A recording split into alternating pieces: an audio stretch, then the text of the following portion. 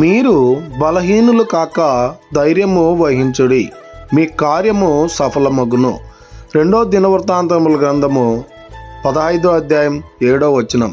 ప్రియమైనటువంటి దేవుని బిడ్డలారా, ఈ ఉదయకాల సమయంలో నీవు అనుకున్నటువంటి కార్యము నెరవేరలేదని, దానిలో విజయం పొందలేదని నువ్వు బలహీనపడుతూ ఉన్నావా, అధైర్యపడుతూ ఉన్నావా?